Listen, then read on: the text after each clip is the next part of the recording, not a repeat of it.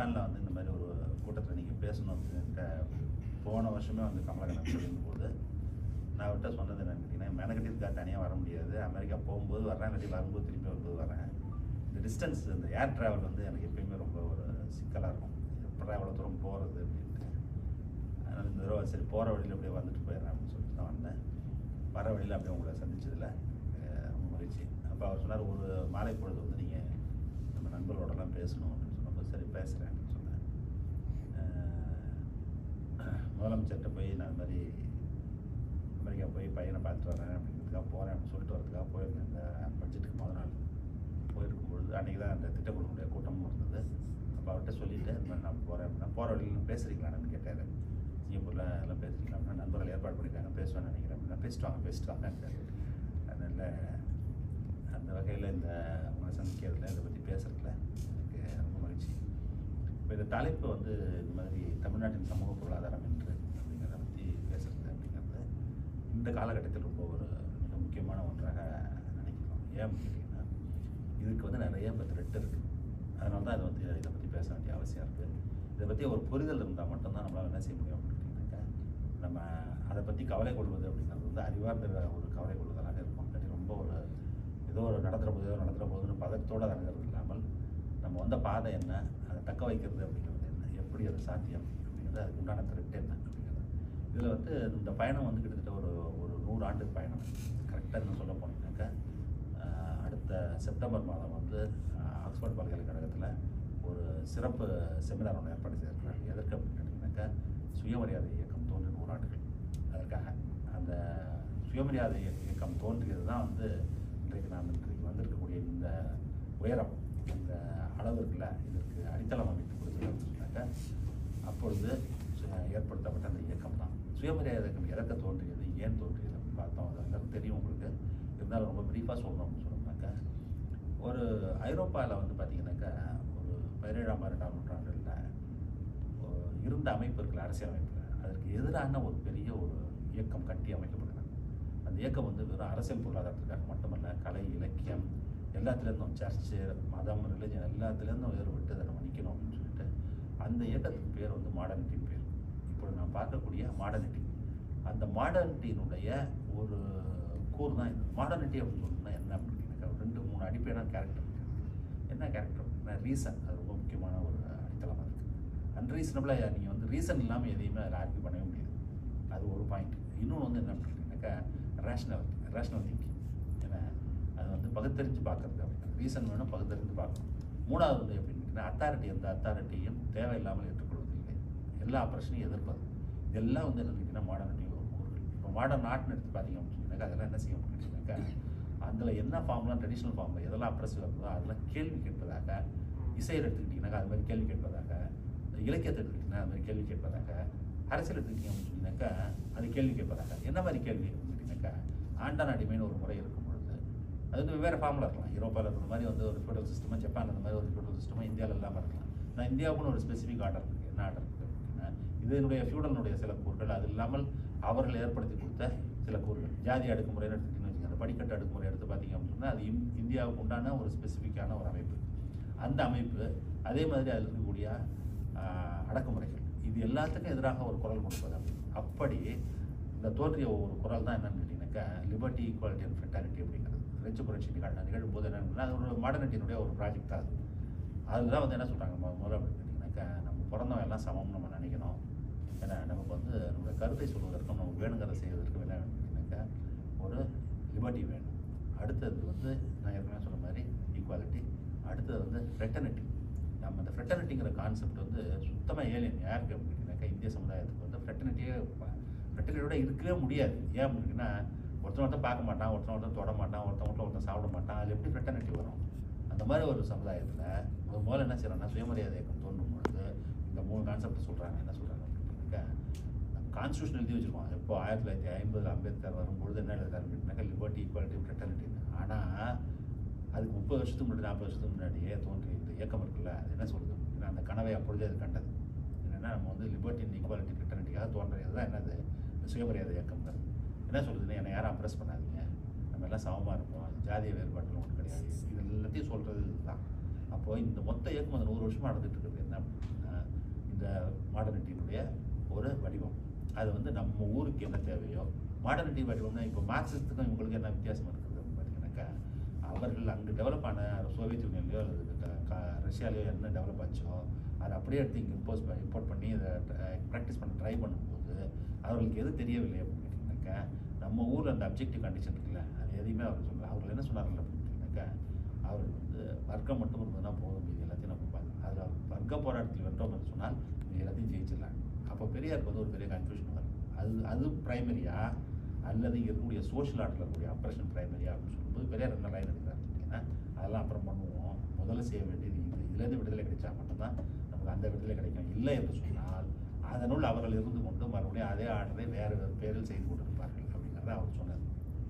அதனால அதில் வந்து என்ன ஆகிட்டோம் அப்படின்னு கேட்டிங்கனாக்கா, நம்ம அந்த லைனை தேர்ந்தெடுக்க போனதுனால தான் இன்றைக்கு வெஸ்ட் பெங்காலில் வந்து லெஃப்டே காணாமல் போயிட்டு இருக்கு, கேரளாவில் வந்து ஒன்றுலாம் போயிட்டு இருக்கும்போது தமிழ்நாடு மட்டும் நின்று கொண்டிருக்கிறது அப்படின்னு சொன்னால் அது காரணம் என்ன அப்படின்னாக்கா, அப்போது 1920 எடுத்த அந்த லைன் தான். என்ன அப்படின்னாக்கா, லிபர்ட்டி ஈக்குவாலிட்டி ஃப்ரெட்டர்ட்டி நம்ம கண்டிஷனுக்கு வேணும்னு சொன்னாக்க இந்த லைனில் போனால் தான் போக முடியும் அப்படின்ட்டு.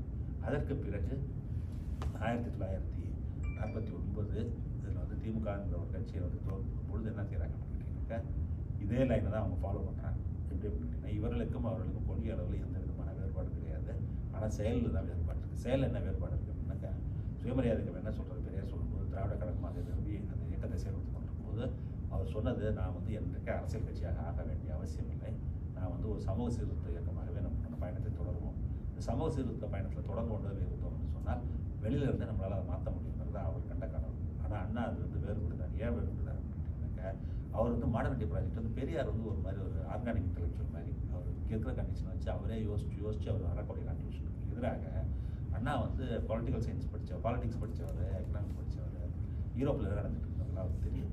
அவர் என்ன பார்க்குறாரு அப்படின்னாக்கா, இந்த மாடர்னிட்டியினுடைய ப்ராஜெக்ட் விளைவாக மாடர்ன் ஸ்டேட்ஸ்லாம் எப்படி எமர்ஜ் ஆகுது, மாடர்ன் ஸ்டேட்ஸ் எமர்ஜ் ஆகும்போது என்னெல்லாம் பாசிபிள், பார்லிமெண்ட்ரி பாலிடிக்ஸ் வழியாக என்னெல்லாம் பாசிபிள் அப்படிங்கிறது அவருக்கு தெரியும். அதனுடைய விளைவு தான் என்ன அப்படின்னு கேட்டிங்கனாக்கா, நம்ம வந்து ஸ்டேட்டுங்கிற ஒரு அமைப்பை நம்ம கைப்பற்றுறோம் அப்படின்னு சொன்னால் அதன் வழியாக இந்த மாற்றங்களை வந்து விரைவாகவும் ஆழமாகவும் விரிவாகவும் எடுத்துகிட்டு போக முடியுங்கிற கனவு இருக்குது அவருக்கு. அந்த கனவு அவருக்கு இருந்தது. ஆனால் அதே சமயத்தில் அதுக்கு எங்கெல்லாம் த்ரெட் வரும்னு பார்க்குறாங்க. அது மாதிரி வரும்பொழுது இவங்களுடைய நேஷன் ஒரு இமேஜினேஷன். இதே காலகட்டம் சுயமரியாதை தோன்றிய அதே காலகட்டத்தில் நாக்பூரில் தோன்றியது தான் ஆர்எஸ்எஸ்ங்கிற அமைப்பு. அவர்களுக்கு ஒரு இமேஜினேஷன். இந்த இமேஜினேஷன் அந்த இமேஜினேஷன் எப்படி இருக்குன்னா நேர் எதிரான இமேஜினேஷன். இது எப்படி மாடர்னிட்டியினுடைய ஒரு ப்ராஜெக்டோ அது நேரடியாக எப்படி இருக்கும் அப்படின்னாக்கா, ஒரு ஹிந்து சோஷியல் ஆர்டர்னுடைய ஒரு ப்ராஜெக்ட். இவங்க நாங்கள் எதெல்லாம் ஒழிக்கணும்னு சொல்கிறோமோ அதெல்லாம் வேணும்னு சொல்கிறாங்க.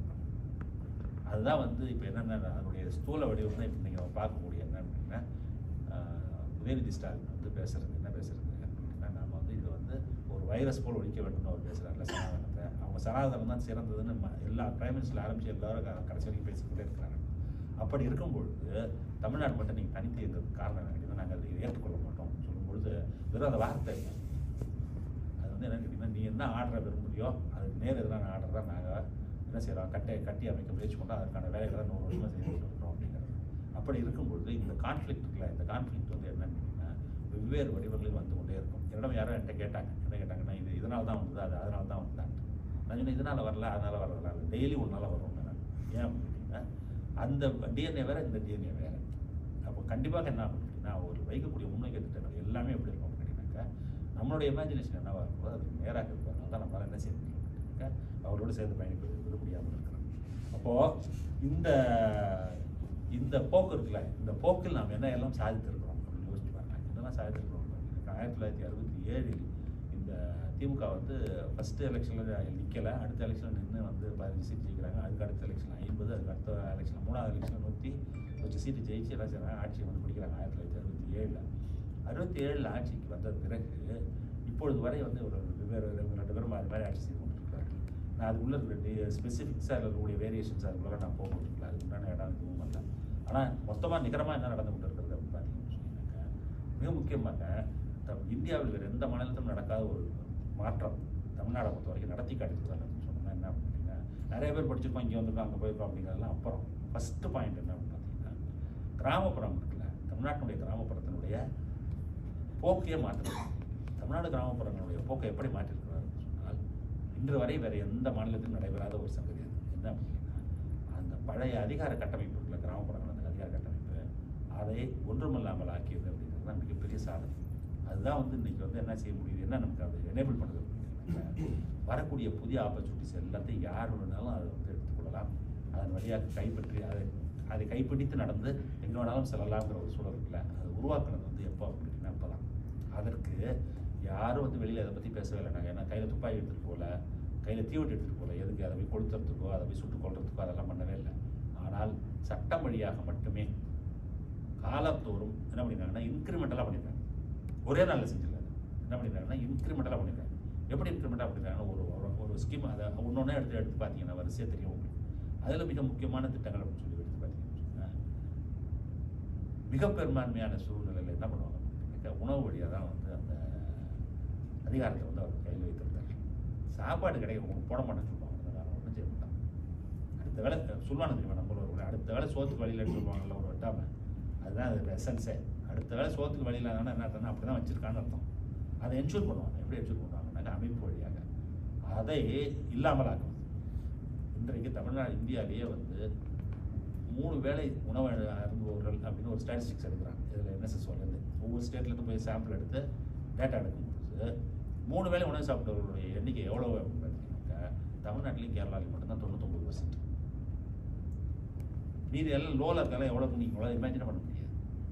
குஜராத்தில் 30% கூட இல்லை, மகாராஷ்டிரா 40% இல்லை. 3 வேளை உணவு அப்படின்னு சொன்னாக்கா அது சாய்ஸ் ஆகுது. சில பேர் இப்போ வந்து நான் ஒரு வேளை சாப்பிட்டுருப்பேன், நேற்று ஒருத்தரை பார்த்தேன், அவர் சொன்னார் நான் டெய்லி ஒரு வேளை தான் சாப்பிடுவேன்னு சொல்கிறவங்களாம் இருக்காங்க. அதெல்லாம் சாய்ஸ் இல்லையா, அதெல்லாம் நம்ம வந்து என்ன செய்ய முடியாது, எக்ஸப்ஷன்லாம் என்ன ஆக்க முடியாது, ரூல் ஆக்க முடியாது. ஆனால் 3 வேளை உணவு இருந்தது அப்படின்னு சொன்னால் அது எப்படி அது சாத்தியமாகிறது, எல்லாருக்கும் வசதி வந்துக்கிட்டது அப்படின்னு வசதி வரும்போது எல்லோரும் சாப்பிட்றதுங்கிறது அடுத்த கட்டம். அது முதல் கட்டம் என்ன அப்படின்னா எல்லோருக்கும் உணவை உறுதி செய்வது.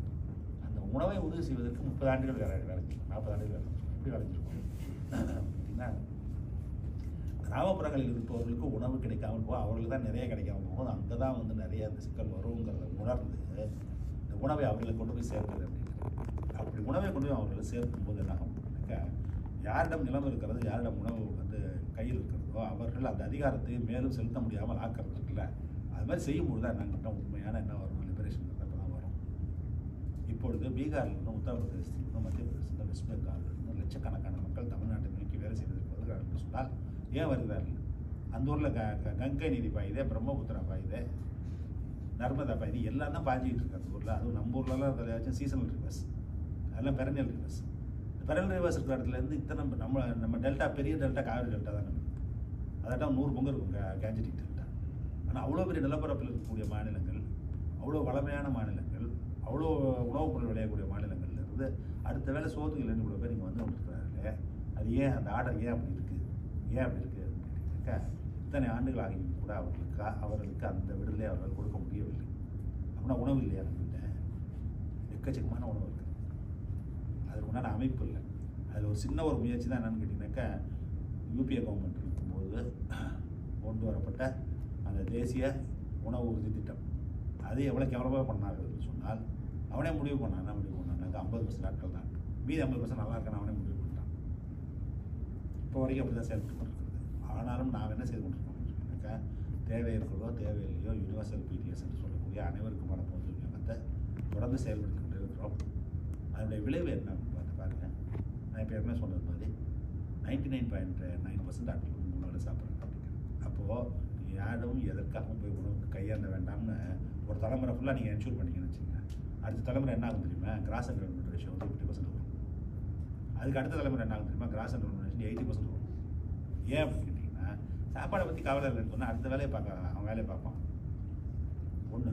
ரெண்டாவது வந்து என்ன ஆகும் அப்படின்னா எம்ப்ளாய்மெண்ட் ப்ரொஃபைலுங்கிறதே மாறிட்டு இருக்கும். எப்படி மாறிட்டு இருக்கும், இப்போ தமிழ்நாடு எடுத்து பார்த்தீங்கன்னா யார் வந்து கிராமப்புறத்தில் இருக்கக்கூடிய விவசாயம் பார்க்குறவர்கள், விவசாயத்தை மட்டுமே நம்பி இருப்பவர்கள் அப்படின்னு பார்த்தீங்கன்னா விவசாய வருமானத்தை மட்டுமே நம்பி இருப்பவர்கள் அப்படின்னாக்கா ரொம்ப குறைச்சலாயிட்டாங்க.